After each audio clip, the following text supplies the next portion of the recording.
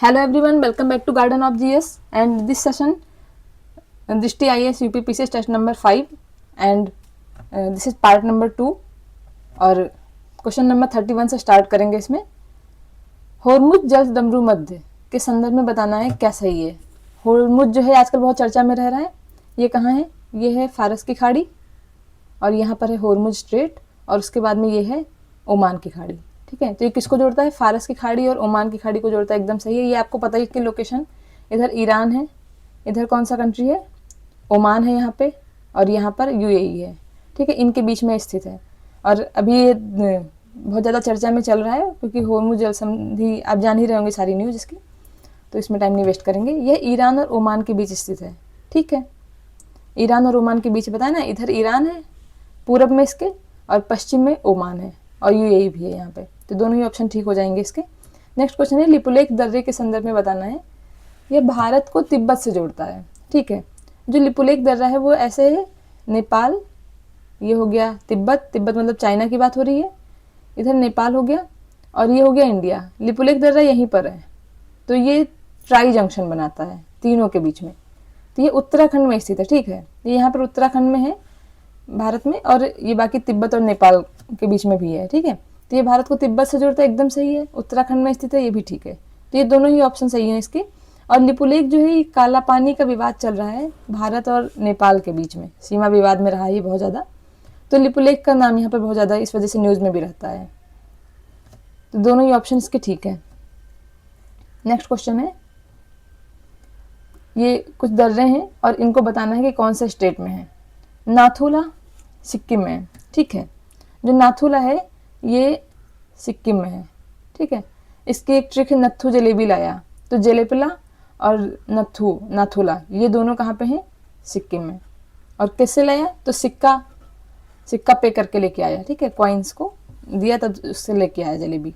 शिपकिला हिमाचल प्रदेश। देखो जो हिम होती है, हिम मतलब आइस की बात हो रही है, बर्फ़, उसको बहुत जब किसी चीज़ में कोई भी ड्रिंक में जैसे जूस हो गया या कोई भी शिकंजी हो गया, उन सब में अगर आइस डालते हैं तो उसको स्ट्रॉ से शिप करके पीते हैं। तो हिम को, आइस को किससे पीते हैं? शिप करके। तो ये भी ठीक है।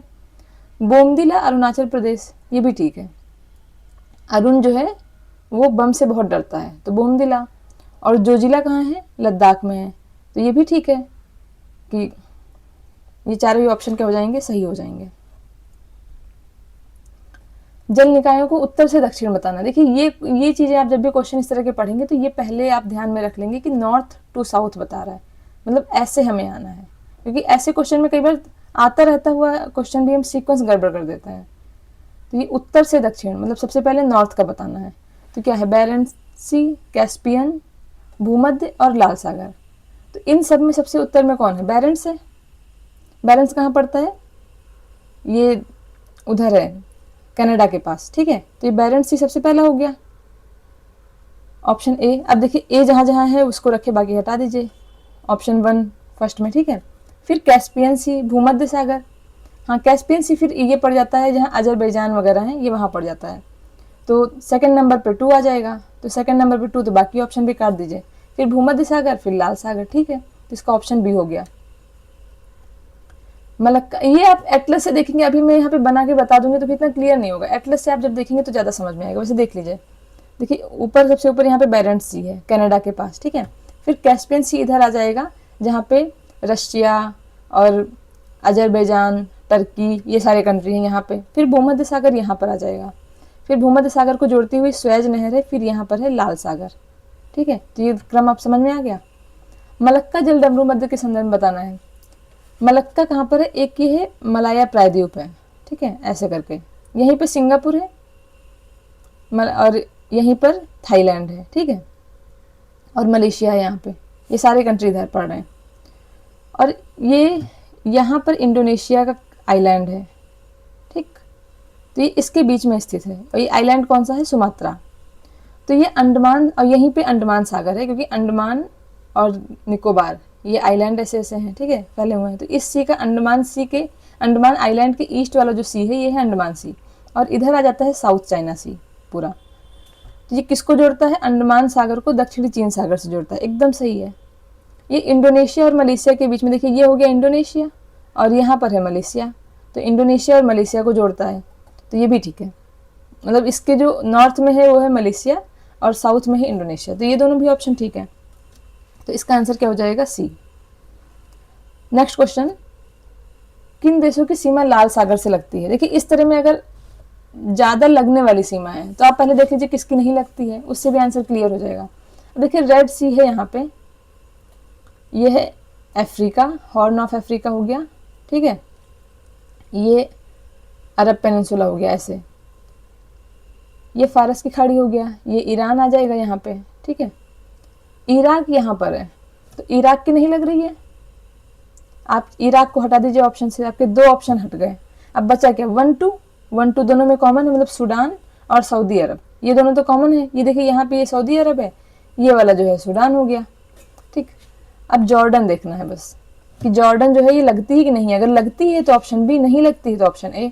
तो जॉर्डन यहाँ पर है और यहाँ पर अकाबा की खाड़ी है, तो जो जॉर्डन की अकाबा की खाड़ी है वो लाल सागर का ही एक पार्ट है, ठीक है, तो इसलिए ऑप्शन इसका हो जाएगा बी। नेक्स्ट क्वेश्चन, कर्क रेखा जिन देशों से होकर गुजरती है उन्हें पश्चिम से पूर्व, अब देखिए फिर यही बात मैंने बताया, इसको अगर ऐसे दिया तो आप बना लीजिए एक बार, पश्चिम से पूर्व मतलब ऐसे की बात हो रही है, ठीक है, पश्चिम से पूर्व। मैक्सिको की लोकेशन आपको पता है कहाँ है, ये हो गया मैक्सिको, अमेरिका के पास, ठीक है। फिर मिस्र, मिस्र कहाँ है? ये अफ्रीका में पड़ेगा, तो यहाँ आ जाएगा मिस्र। फिर भारत, तो भारत यहाँ आ जाएगा, ठीक है। फिर म्यांमार, ये और भारत से लगा हुआ, तो म्यांमार यहाँ आ गया। तो इसका सीक्वेंस आप देख लीजिए, मैक्सिको, मिस्र, भारत, म्यांमार, 1 2 3 4 ही सीक्वेंस है इसका, तो आंसर सी हो जाएगा। नेक्स्ट क्वेश्चन, पीत सागर, पीत सागर को येलो सी भी बोलते हैं, देखिए इधर लिखा हुआ है इंग्लिश में येलो सी। तो येलो सी जो है ये किससे किससे जुड़ा हुआ है? पीत सागर मुख्य भूमि चीन और कोरियाई प्रायद्वीप के बीच स्थित है, ठीक है। जो येलो सी है वो ऐसे है, ये है चाइना और यहाँ पे कोरिया प्रायद्वीप है, इधर जापान है, ठीक है।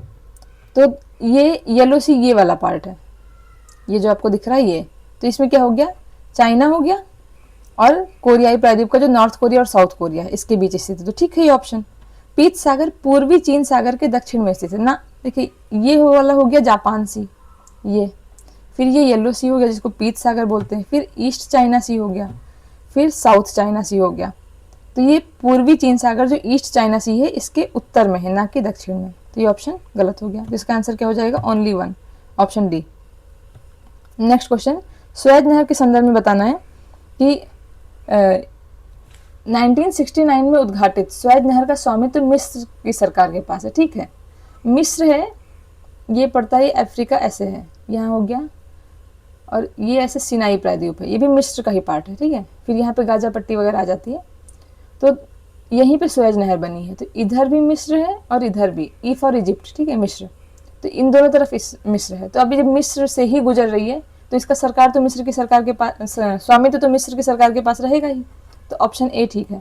और इसका ईयर ध्यान रखना है 1869, इसी टाइम पे गांधी जी पैदा हुए थे। और ये जो है इसका जो बनी थी ये 59 से लेकर के 69 के बीच में 10 साल इसको बनने में टाइम लग गया था। और ये किसको जोड़ रही है? ये हो गया मेडिटेरेनियन सी, भूमध्य सागर, और ये है रेड सी, तो भूमध्य सागर और लाल सागर को जोड़ती है। ये है स्वेज नहर, इसका जो नॉर्थ वाला पार्ट है ये है पोर्ट स्वेज और पोर्ट सईद, ठीक है। और लाल सागर में जो है वो इसका पार्ट आ जाता है पोर्ट स्वेज। तो स्वेज नहर का जो दक्षिणी हिस्सा है वो क्या है? पोर्ट स्वेज, और ये वाला है पोर्ट सईद। ऐसे याद कर सकते हैं इसको कि शायद मध्य में स्थित है, तो शायद मतलब सईद, और मध्य में मतलब जो भूमध्य सागर में पड़ेगा वो कौन सा पोर्ट पड़ेगा। कि इसे कोई पूछे कि स्वेज नहर कहाँ है तो बोलेंगे शायद मध्य में है, तो शायद मतलब सईद, मध्य मतलब भूमध्य सागर।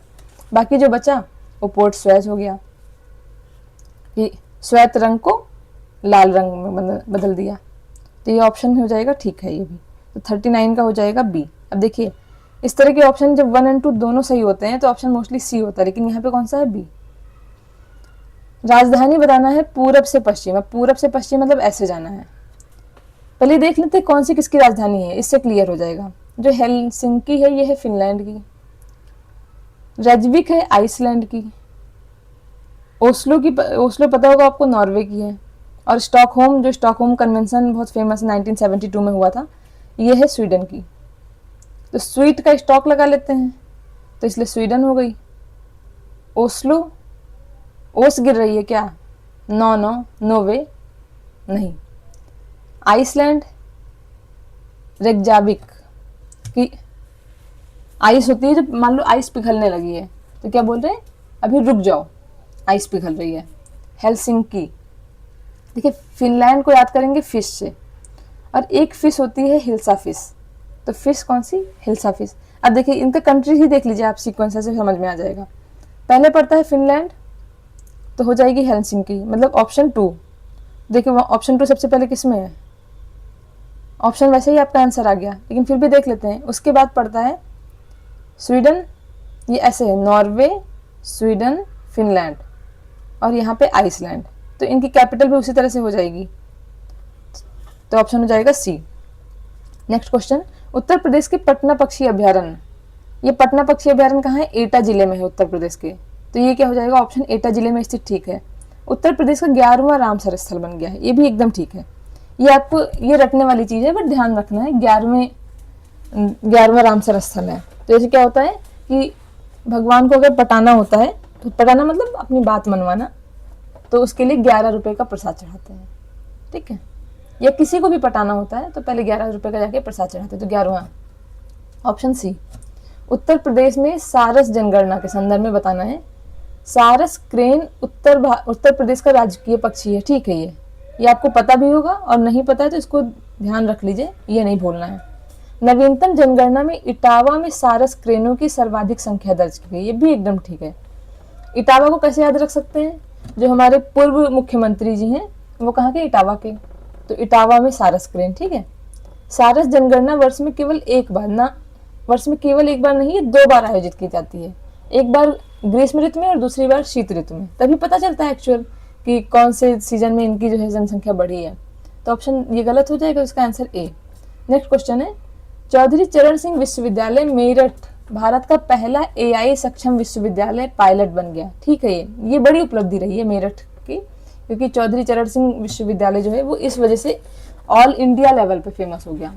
यह पहल गूगल क्लाउड के साथ साझेदारी के रूप में शुरू की गई है, हाँ ठीक है। अब AI सक्षम विश्वविद्यालय है तो ये सब चीज़ें ज़्यादातर गूगल क्लाउड से ही होती हैं, तो ये ठीक है। इसका आंसर हो जाएगा सी। लखनऊ के औपचारिक द्वारों के संदर्भ में बताना है। सूर्य द्वार अयोध्या मार्ग से जुड़ा है, हाँ ठीक है।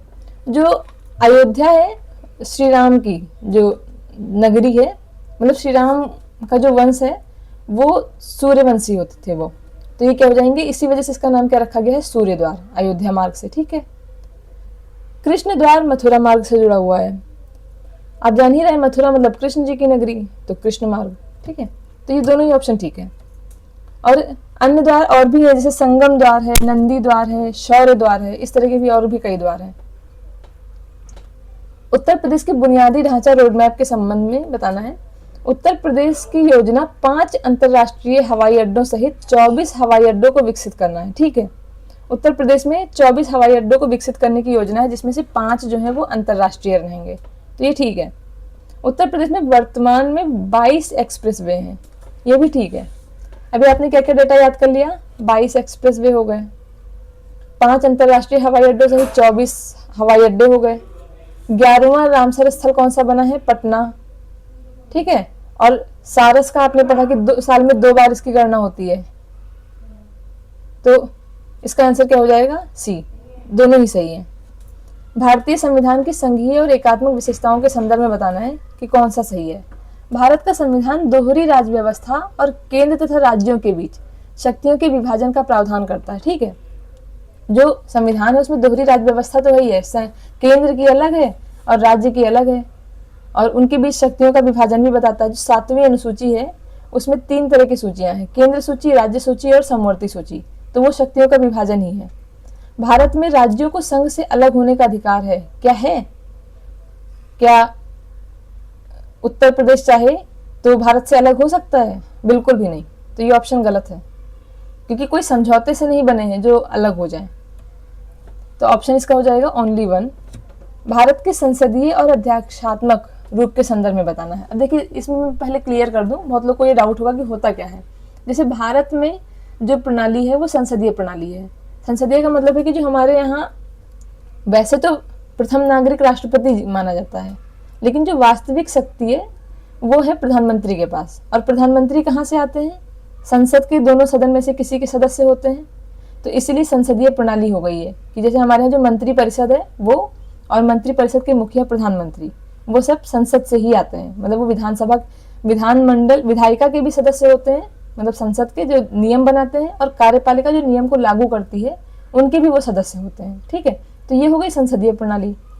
अध्यक्षात्मक प्रणाली आप देखेंगे अमेरिका में, जैसे अमेरिका में जो वास्तविक शक्ति है और जो वैसे ही है, दोनों शक्तियां किसके पास है? वहाँ के राष्ट्रपति के पास। और वहाँ की जो मंत्री परिषद होती है वो वहाँ की संसद या जो सीनेट है, कांग्रेस है, उसका पार्ट नहीं होती है वो। तो अध्यक्षात्मक में वो अलग से स्वतंत्र होते हैं। तो अब देखते हैं, ये तो हो गया कॉन्सेप्ट। अब क्वेश्चन सॉल्व करते हैं।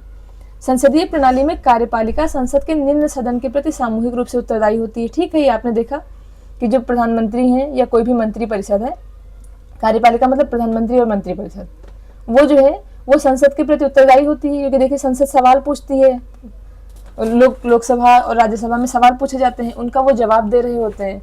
उसके अलावा कभी कभी आ जाता है नो कॉन्फिडेंस मोशन आ जाता है, तो उसमें अगर वो नो कॉन्फिडेंस मोशन अगर पास हो गया तो उनको फिर जो है इस्तीफा देना पड़ जाता है। तो ये उत्तरदायी हो गई। ठीक है, अध्यक्षात्मक प्रणाली में कार्यपालिका और विधायिका अलग अलग निर्वाचित होते हैं और एक दूसरे से स्वतंत्र होते हैं। ये मैंने बताया अभी, ये ऑप्शन भी सही है, तो इसका आंसर सी हो जाएगा। निम्न में से कौन सा सही है? एक अलिखित संविधान का अर्थ है कि उसमें कोई संवैधानिक कानून नहीं होते हैं, ऐसा कुछ नहीं है। अलिखित का सिर्फ इतना मतलब है कि उसमें वो लिखा हुआ एक बाइंडिंग संविधान की पुस्तक नहीं है। लेकिन जैसे भारत में है तो एक संविधान की पुस्तक है, उस संविधान की पुस्तक के अलावा बहुत से नियम बने हुए हैं। जैसे आप देखेंगे संसदीय कार्यवाही अधिनियम हो गया, या आए दिन देखिए कभी कोई अधिनियम पास होता है, कभी कोई अधिनियम पास होता है। संविधान संशोधन के अलावा भी बहुत से अधिनियम पास होते रहते हैं। जैसे कभी ट्रैफिक रूल को लेकर के हो गया, कभी हेल्थ सर्विसेज को लेकर के हो गया, कभी एजुकेशन को लेकर के हो गया। तो वो सब क्या है? कानून है, लेकिन वो कानून की पुस्तक में नहीं है, संविधान की पुस्तक में नहीं है। ऐसे ही अलिखित संविधान का मतलब होता है कि कोई संविधान की पुस्तक नहीं है, लेकिन उस देश को चलाने के लिए नियम कानून तो होंगे ही, तो वो हो जाते हैं अलिखित संविधान का। ये गलत मतलब हो गया। ठीक है, भारतीय संविधान विश्व के सबसे विस्तृत लिखित संविधानों में से एक है। ठीक है, आपने ये पढ़ा होगा, सुना भी होगा कि भारतीय संविधान जो है वो दुनिया का सबसे बड़ा संविधान है। इसमें 395 अनुच्छेद, 22 भाग और 8 अनुसूची ये शुरू में थे। उसके बाद में अब कितनी अनुसूची हो गई? 12 अनुसूची हो गई। और एक्चुअल में तो 395 हैं, मतलब लिखे हुए तो 395 अनुच्छेद है, लेकिन जब पार्ट पार्ट करेंगे जैसे 21A और 43A, तब इस तरह से जब पार्ट पार्ट देखेंगे तो वो 400 से ज्यादा, मतलब 400 से क्या लगभग 500 के आसपास पहुंच जाते हैं टोटल अनुच्छेद।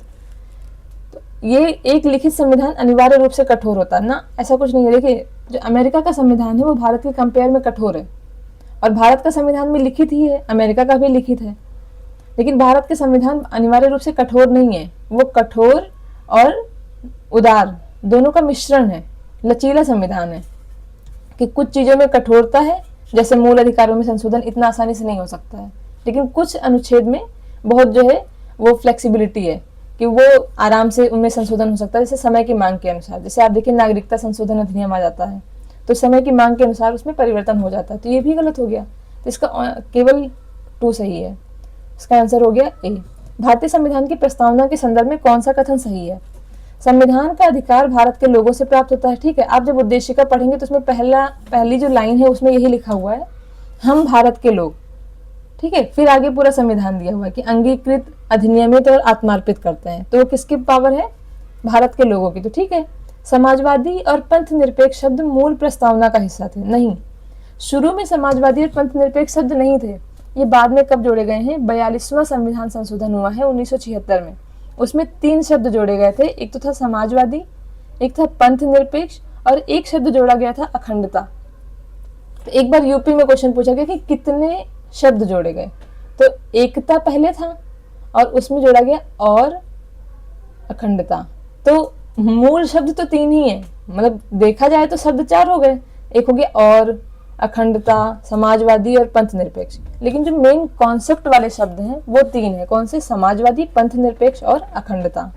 अब और तो लिखेंगे ही, क्योंकि एकता के डैश में तो अखंडता कर नहीं देंगे, तो एक शब्द और जोड़ना पड़ा। बट मेनली जो है वो ये क्वेश्चन कंफ्यूजिंग वाला था, मतलब ऐसे क्वेश्चन इलॉजिकल हो जाते हैं थोड़ा सा, क्योंकि कॉन्सेप्ट का एक इंटेलेक्चुअल जो क्वेश्चन होना चाहिए वो यही समाजवादी, पंथ निरपेक्ष और अखंडता, तीन शब्द जोड़े गए। ठीक है, तो ये बाद में जोड़ा गया तो ये गलत हो गया।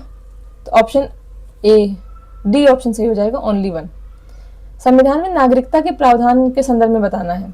अनुच्छेद 5 से 11 नागरिकता है। भाग 2 है। भाग 1 जो है वो संघ और राज्य से संबंधित है, वो 1 से 4 तक है। भाग 2 5 से 11 तक है और नागरिकता से संबंधित है, तो एकदम ठीक है ये। अनुच्छेद 11 संसद को विधि द्वारा नागरिकता को विनियमित करने का अधिकार देती है। किसको देती है? संसद को। तो ये ठीक है, इसका ऑप्शन हो जाएगा सी। देखिए ज्यादातर जो अनुच्छेद हैं उनमें जो लास्ट वाला होता है ना, जैसे 5 से 11 है तो उसमें 11वां अनुच्छेद, फिर आएगा 12 से लेकर के 35 तक, तो उसमें भी जो 35वां अनुच्छेद है उसमें ये दे दिया गया है, संसद को पावर दे दी गई है कि उससे संबंधित कोई भी नियम बनाना है तो कौन बनाएगा? संसद। लेकिन जो डीपीएसपी है वो 36 से 51 तक है, बट उसमें 51 जो है वो अंतर्राष्ट्रीय शांति की बात करता है, इसमें संसद की पावर की बात नहीं की गई है, इस अनुच्छेद में नहीं की गई। ठीक है, तो आपको ये ध्यान रखना है कि 11वां ये ठीक है, तो इसका आंसर सी हो गया। नेक्स्ट क्वेश्चन, कौन सा कथन सही है? 1773 के रेगुलेटिंग एक्ट ने बंगाल के गवर्नर जनरल का पद सृजन किया। ठीक है, पहले बंगाल के गवर्नर होते थे, बंबई के गवर्नर होते थे और मद्रास के। फिर इन्होंने क्या किया, 1773 का जो एक्ट आया उसमें इसको पावरफुल कर दिया और इनका पद का नाम बदल के गवर्नर की जगह अब क्या हो गया? Governor general. और ये कौन थे सबसे पहले? वॉरेन हेस्टिंग थे, जो गवर्नर जनरल बने थे बंगाल के। ठीक है, और इन दोनों को इनके अंडर में कर दिया, तो ये ऑप्शन सही है। 1813 के चार्टर एक्ट ने चाय और चीन के साथ व्यापार को छोड़कर भारत के साथ व्यापार पर ईस्ट इंडिया कंपनी के एकाधिकार को समाप्त कर दिया, ये भी ठीक है। ईस्ट इंडिया कंपनी की अब जो है एकाधिकार को थोड़ा कम करने लगे थे, क्योंकि जो 1700 जब यहाँ पे आई थी ईस्ट इंडिया कंपनी, तो जो 1600 में स्थापित हुई थी, फिर 1608 में यहाँ आई। ये आप लूसेंट में देख लीजिएगा, लूसेंट में बहुत डिटेल में इसको बताया है और एक एक जो आए हुए हैं जहाँ जहाँ कंपनी बनी है उसकी एक एक ट्रिक भी बताई है, तो उसको आप देखेंगे तो आपको बहुत सारा जो है फैक्ट जो याद नहीं हो रहा था, अब तक कन्फ्यूजन थी, वो केवल आप वीडियो देख लेंगे 2-3 बार तो उससे आपका बहुत अच्छा तैयार हो जाएगा, सारी कन्फ्यूजन खत्म हो जाएगी।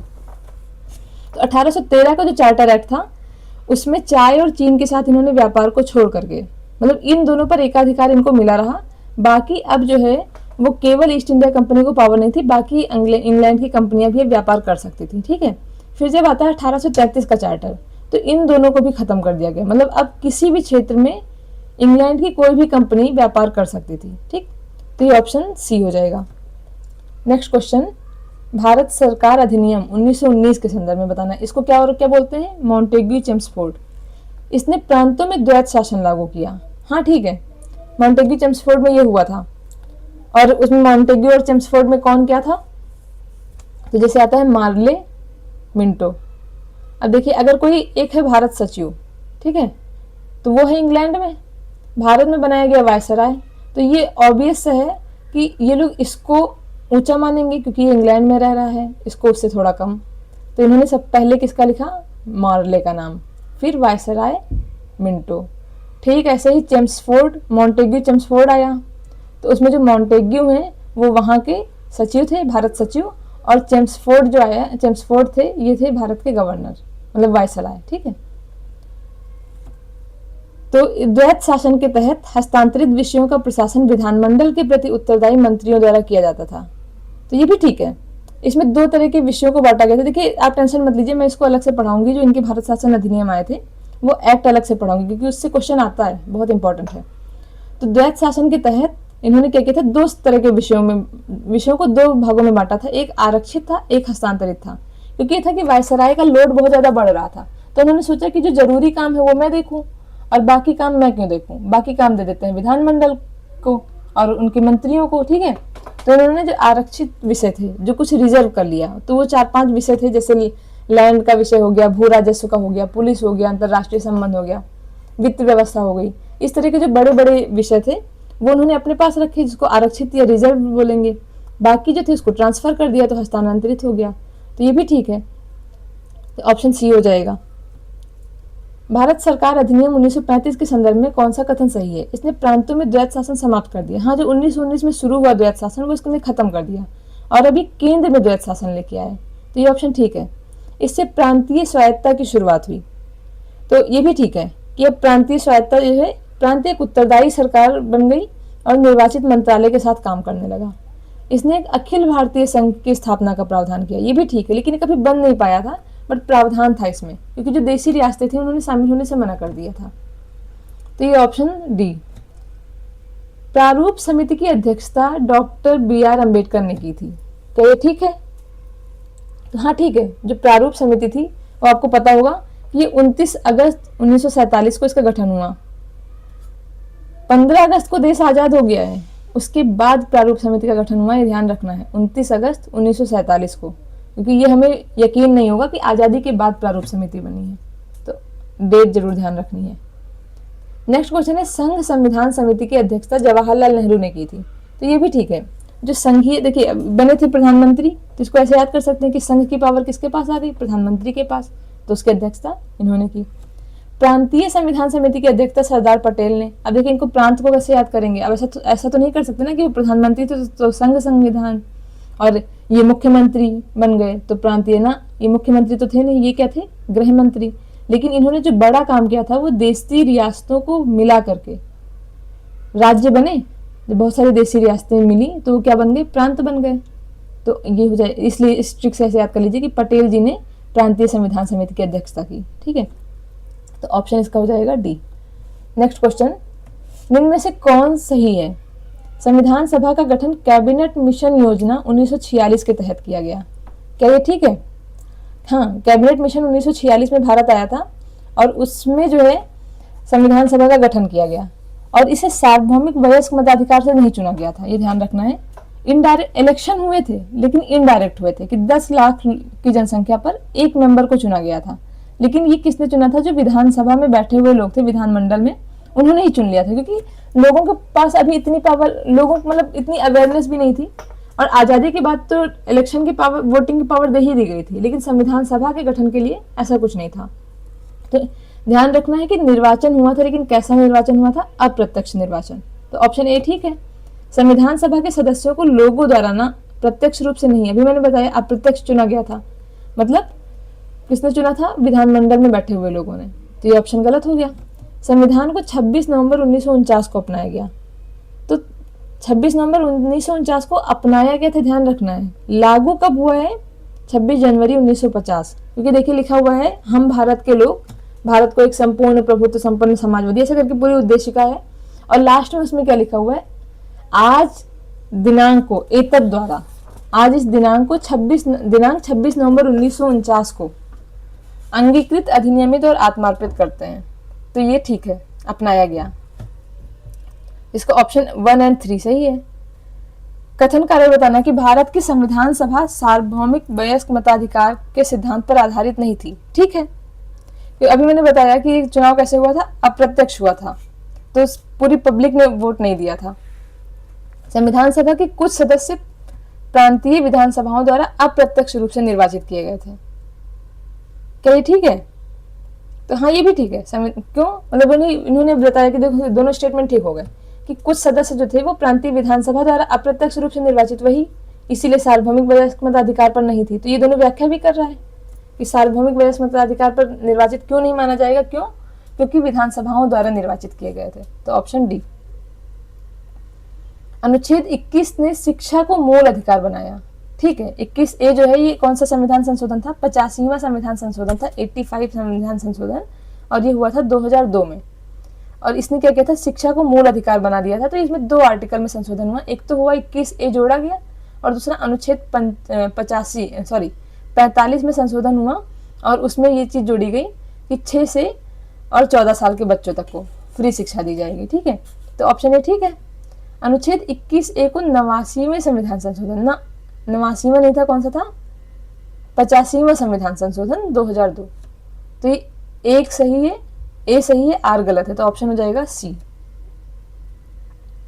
सॉरी 85वां नहीं, सॉरी ये है 86वां संविधान संशोधन, ठीक है। 86 amendment 2002, sorry for big mistake. अनुच्छेद 20 भूतलक्षी आपराधिक कानूनों से संरक्षित करता है। ठीक है, अनुच्छेद 20 जो है वो भूतलक्षी मतलब जो पहले पास्ट में अगर कोई कानून बने हैं या तो उनसे संशोधित करता है। तो पूर्वव्यापी कानून, दोहरा दंड और स्वयं के विरुद्ध गवाही देने से सुरक्षा प्रदान करता है। ये 3 चीजें हो गई, दोहरा दंड, पूर्वव्यापी कानून और स्वयं के विरुद्ध गवाही देने से। राष्ट्रीय आपातकाल के समय अनुच्छेद 20 को निलंबित किया जा सकता है ना।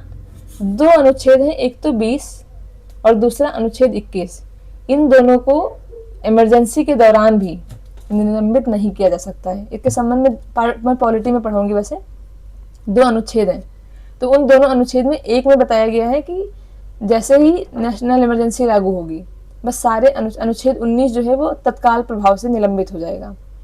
फिर दूसरा अनुच्छेद बताया गया है कि राष्ट्रपति इन दोनों को छोड़कर कोई भी अधिकार निलंबित कर सकते हैं, लेकिन ये दोनों नहीं। ठीक है, तो ये आर गलत हो गया, ए सही। इसका आंसर हो जाएगा सी। ठीक है, फिर इनका क्रम बताना है। कैबिनेट मिशन योजना, प्रारूप समिति का गठन, संविधान का अंगीकरण और संविधान सभा की पहली बैठक। बताएं, कैबिनेट मिशन योजना कब आई थी? 16 मई 1946। ठीक है, तो ये हो गई 1946, सॉरी 46 हो गई। प्रारूप समिति का गठन ये कब हुआ? 29 अगस्त 1947, अभी आपने पढ़ा है। ठीक है, संविधान सभा की पहली बैठक। अब देखिए, कैबिनेट मिशन योजना पहले आई, उसी से संविधान सभा का गठन हुआ, फिर संविधान सभा की बैठक होगी। और संविधान का अंगीकरण कब हुआ है? अंगीकरण अभी आपने पढ़ा 26 दिसंबर, हाँ ठीक है, 26 नवंबर 1949। तो ये तो सबसे लास्ट में आ गया 3। तो अब देखिए, इसमें तो वैसे ही इन्होंने बता दिया कि 3 सबसे लास्ट में आ गया, तो इसको आप हटा ही दीजिए। कैबिनेट मिशन योजना जब आएगी पहले, तो ऑप्शन ए जिसमें पहले है वो रखिए। फिर उसके जस्ट बाद संविधान सभा की पहली बैठक हुई कब? 9 दिसंबर 1946, तो ये 2 हो गया। फिर प्रारूप समिति का गठन 29 अगस्त 1947, तो ये ऑप्शन सी हो गया। नेक्स्ट है, भारत के संविधान की 9वीं अनुसूची के संदर्भ में कौन सा कथन सही है? इसे प्रथम संशोधन अधिनियम 1951 द्वारा संविधान में जोड़ा गया। क्या ये ठीक है? हाँ तो ठीक है, पहले संशोधन हुआ था और ये हुआ था 9वीं अनुसूची में संशोधन, और ये 1951 में हो गया था, तो ये ठीक है। इसे औद्योगिक विनियमन तथा कराधान से संबंधित कानूनों को राज्य की नीति निर्देशक तत्वों के अंतर्गत न्यायिक संवीक्षा से संरक्षण हेतु बनाया गया है, तो ये गलत है।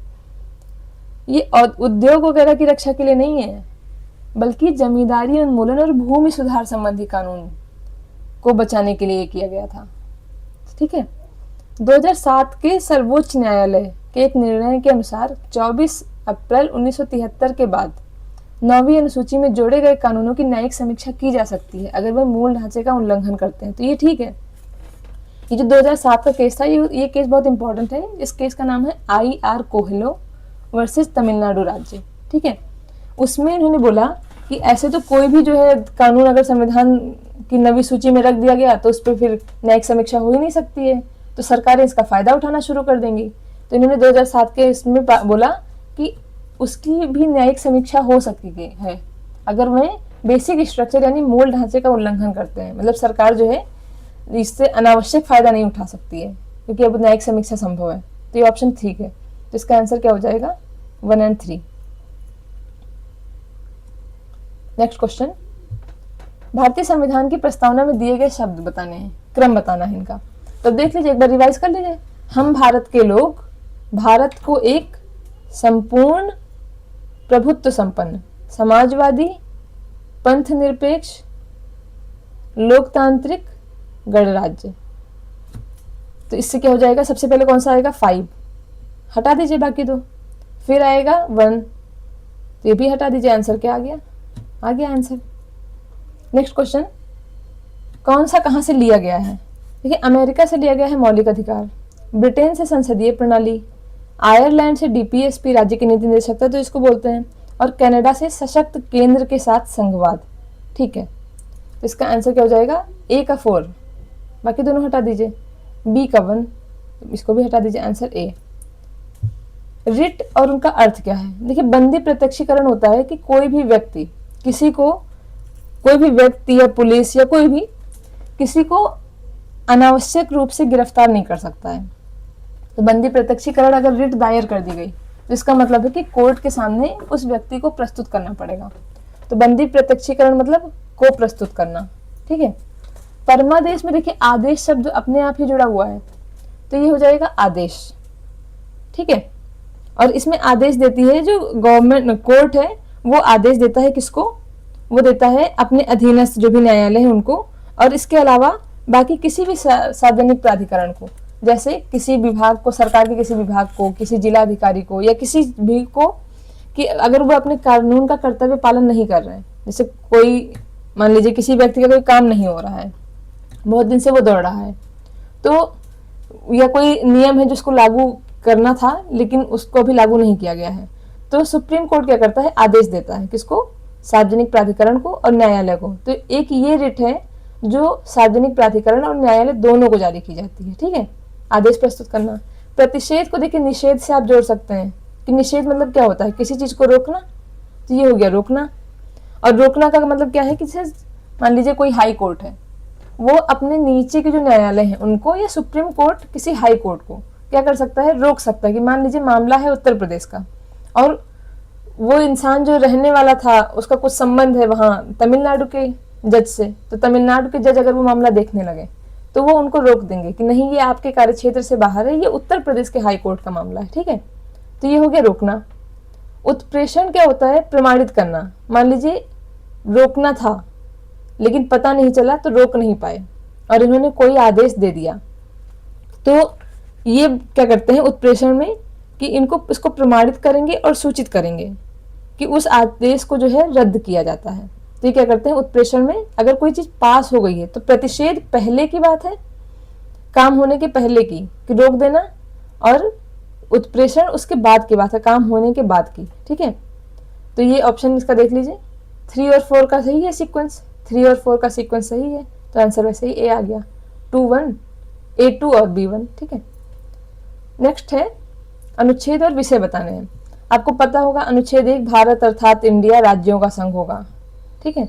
अब देखिए 1 का 2 किसमें है, 1 में 2 एक ही में आ रहा है, इसका आंसर क्या हो जाएगा ए, बट हम फिर भी देख लेते हैं। बी का 1 नए राज्यों का प्रवेश, 3 राज्यों की सीमा में परिवर्तन, और अनुच्छेद 21 से मैं बता चुकी हूँ 86वां संविधान संशोधन 2002 से ये जोड़ा गया, तो डी का 4 हो गया। देखिए ऑप्शन ठीक है लेकिन मैं बता देती हूँ, जैसे 2 तरह की चीजें होती हैं, कुछ बच्चे कंफ्यूज रहते हैं आर्टिकल 2 एंड आर्टिकल 3 में कि कौन सा किस में होगा। तो पहले हम 3 को समझेंगे। जैसे हाल में देखा गया केरल का नाम बदल के केरलम करने की बात हो रही है, या फिर आप देखेंगे कि आंध्र प्रदेश से अलग करके तेलंगाना बनाया गया। तो उन दोनों में क्या हुआ, भारत में कोई राज्य एग्जिस्ट कर रहा है, उसी का नाम बदल दिया या सीमा बदल दी, ठीक है, या क्षेत्र बदल दिया। तो नाम बदलने का मतलब हो गया केरल का नाम केरलम कर दिया गया, उत्तरांचल का नाम उत्तराखंड कर दिया गया, ये हो गया नाम परिवर्तन। सीमा परिवर्तन का मतलब हो गया जैसे अभी ये राज्य था, ठीक है, पहले इसके सीमा में मान लीजिए यहाँ है कर्नाटक, ये हो गई, और ये है आंध्र प्रदेश। कर्नाटक को लग रहा है कि उसके कुछ निवासी हैं जो इस क्षेत्र के शामिल होना चाहिए, ये क्षेत्र, और आंध्रा को लग रहा है कि उसका ये क्षेत्र, तो दोनों की अदला बदली हो गई। तो ये हो गया सीमा में परिवर्तन। क्षेत्र में परिवर्तन, एक इसको क्षेत्र भी बोल सकते हैं, इसके अलावा एक राज्य में से 2 राज्य बना दिया तो उनका क्षेत्र अलग अलग हो गया। तो ये आता है किसमें, अनुच्छेद 3 में। तो 3 को आप कैसे याद रखेंगे, नाम सीमा क्षेत्र में परिवर्तन, 3 चीजों में परिवर्तन हुआ, नाम 1, सीमा 2, क्षेत्र 3। तो 3 क्षेत्र में 3 चीजों में परिवर्तन मतलब अनुच्छेद 3। अनुच्छेद 2 है नए राज्यों का प्रवेश। जैसे मान लीजिए अभी मालदीव है, मालदीव का कोई क्षेत्र है, तो वो किसका है, वो भारत का तो है नहीं, वो है विदेशी राज्य का। उसको क्या किया भारत ने, मालदीव के किसी क्षेत्र को भारत ने अपने क्षेत्र में मिला लिया, तो वो क्या हो जाएगा, भारत में एक नया राज्य मतलब नया क्षेत्र आ गया भारत में। नए राज्यों का प्रवेश, बस ये ध्यान रखना है। यहाँ राज्य का मतलब क्षेत्र की बात कर रहे हैं कि ये प्रवेश किया। अब इसको चाहें तो ये लक्षद्वीप में मिला कर दे, या फिर चाहें तो एक अलग नाम से कोई राज्य बना दे।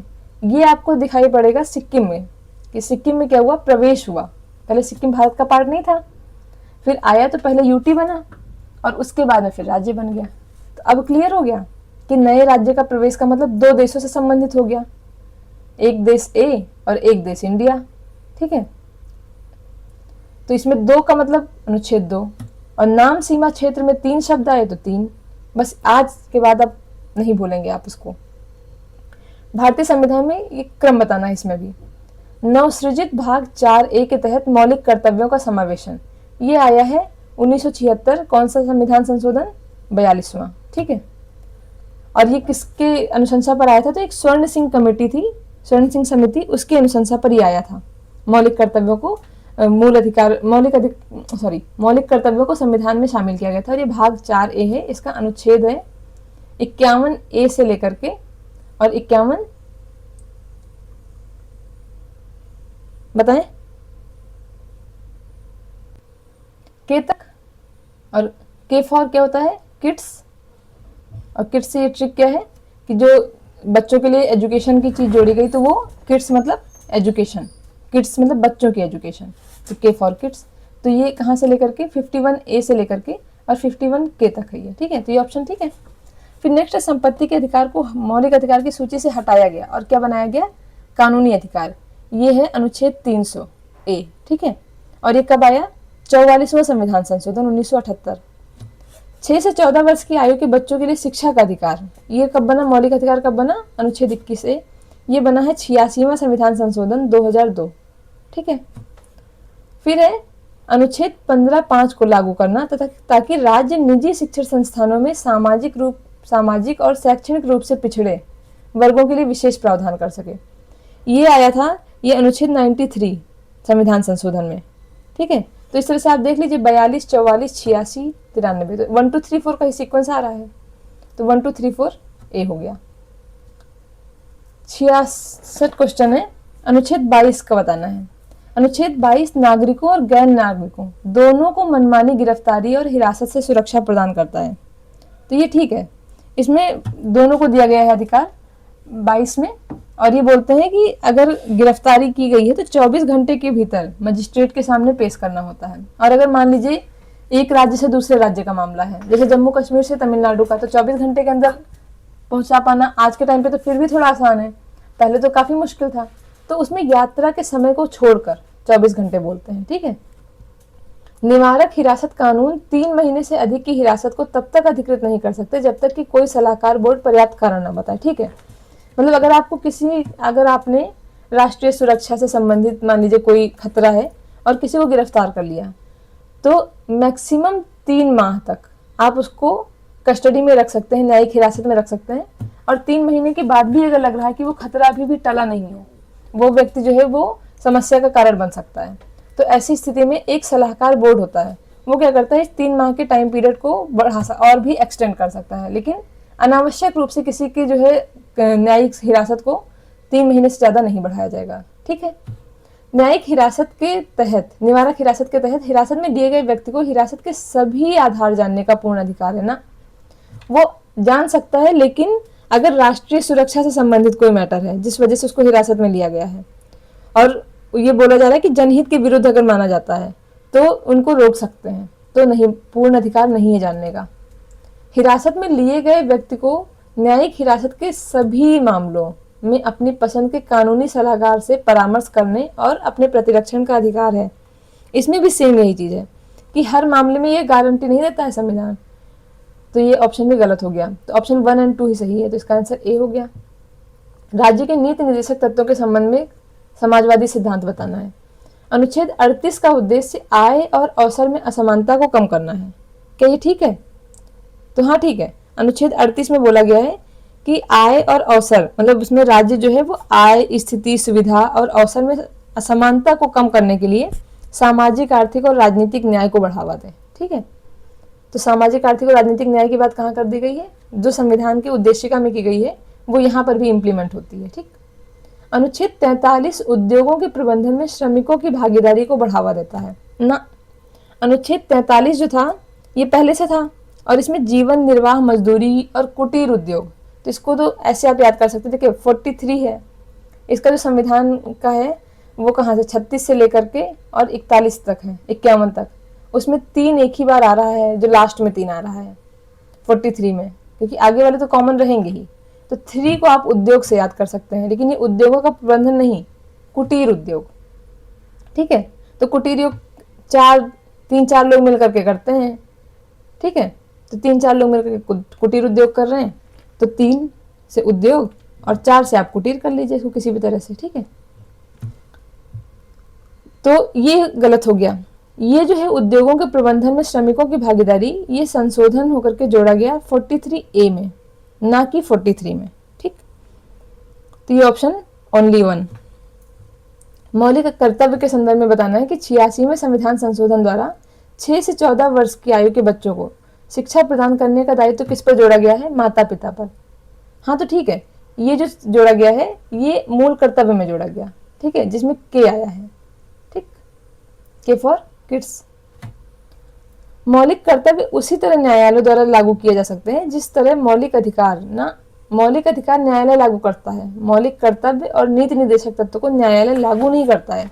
हाँ, न्यायालय के जो निर्णय हैं वो इनसे प्रभावित हो सकते हैं, इनके पक्ष में जा सकते हैं, बट लागू नहीं करता। तो ये तो गलत हो गया।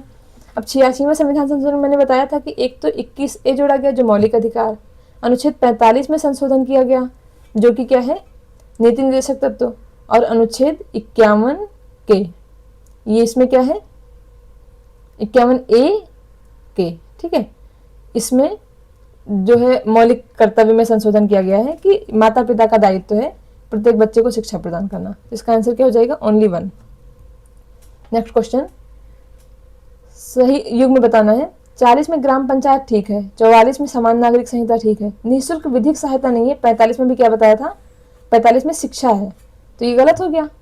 और 48A पर्यावरण, तो 3 आप हटा दीजिए पहले, 3 बाकी, अच्छा सॉरी, इसमें बोला कौन सा सुमेलित नहीं है, तो कौन सा सुमेलित नहीं है? एक ही नहीं सुमेलित है, कौन सा? 3, तो ओनली 1, ओनली 3। मामला बताना है संवैधानिक सिद्धांत। केशवानंद भारती मूल संरचना का सिद्धांत, ठीक है, ये बेसिक स्ट्रक्चर डॉक्ट्रिन बोलते हैं इसको। वो उसमें उन्होंने यही बोला था कि संविधान में संसद संशोधन कर सकती है, लेकिन उतना ही जिससे मूल ढांचा प्रभावित ना हो, ठीक है।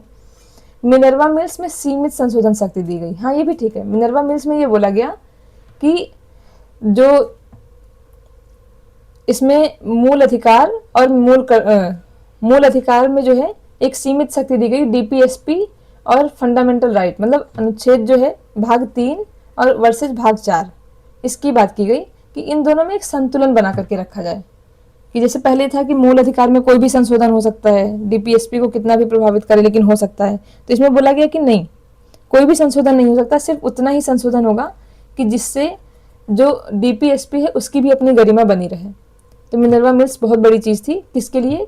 फंडामेंटल राइट और डीपीएसपी में संतुलन के लिए। मतलब फंडामेंटल राइट में संशोधन की शक्ति क्या कर दी गई? सीमित कर दी गई। और ये मेनली आया था 39B और 39C को लेकर के, इन दोनों आर्टिकल को लेकर के ये निर्णय ज़्यादा था, ठीक है। और गोलकनाथ केस में क्या बोला? संसद बिना किसी प्रतिबंध के मौलिक अधिकारों में संशोधन कर सकती है ना। गोलकनाथ और शंकरी प्रसाद 2 केस हुए थे, उन दोनों में से शंकरी प्रसाद में बोला गया कि संविधान में कोई भी संशोधन हो सकता है, ठीक है। फिर गोलकनाथ में बोला गया कि ना, संविधान में कोई भी संशोधन नहीं हो सकता है। तो ये जो है ये शंकरी प्रसाद का है, ना कि गोलकनाथ का, ठीक है। ये वाला जो है ये शंकरी प्रसाद में ऐसा कहा गया था कि संसद बिना किसी प्रतिबंध के कोई भी संशोधन कर सकती है। ऐसे याद कर सकते हैं, देखिए शंकर भगवान है, उनमें क्या होता है कि अगर किसी ने तपस्या कर ली तो वो फिर बिना किसी भेदभाव के क्या करते हैं, और कोई प्रतिबंध लगाए बिना उनको जो है वो वरदान दे देते हैं। तो शंकरी प्रसाद से आप ऐसे याद रख लीजिए कि शंकरी प्रसाद, और ये कब आया था? 1951 में, बिना किसी प्रतिबंध के मौलिक अधिकारों में संशोधन कर सकती है। गोलकनाथ में इसका जस्ट ऑपोजिट बोला गया। गोलकनाथ में बोला गया कि अनुच्छेद 368 जो है वो फंडामेंटल राइट का पार्ट है, ठीक है, मतलब इसको संशोधन कोई भी नहीं कर सकती है। फिर एसआर बोम्मई केस आया, इसमें मूल संरचना के रूप में संघवाद आया। एसआर बोम्मई केस 1994 में आया था, और ये भी बहुत बड़ा जो है एक डेडलाइन केस था, कॉर्नरस्टोन बोलते हैं इसको, कॉर्नरस्टोन वो था जजमेंट था, जिसमें बोला गया कि संघवाद को भी मूल ढांचे में, जो मूल ढांचा का सिद्धांत कब दिया, इन्होंने दिया केशवानंद भारती में 1973 में। इसमें इन्होंने फिर ये जो जोड़ा कि संघवाद को भी मूल ढांचे का पार्ट मान लिया जाएगा, ठीक है। और इस तरह से जो वो था आर्टिकल 356 राष्ट्रपति शासन, उसको जो है न्यायिक समीक्षा के अंतर्गत रख दिया गया था। तो इसका आंसर 3 हटा दीजिए। सॉरी, इसमें भी वही पूछा है, सुमेलित नहीं है। देखिए मैंने खुद भी नहीं ध्यान दिया, तो मैं आपको क्या बताऊं। तो जब मैंने खुद ही नहीं ध्यान दिया तो ऐसे देख लीजिए कि ऐसे एग्जाम में भी गलती आप कर सकते हैं। तो सुमेलित नहीं पूछा है, तो ऑप्शन क्या हो जाएगा, 3, ओनली 3। तो आज के लिए इतना ही, बाकी कल के वीडियो में करेंगे। Thank you so much.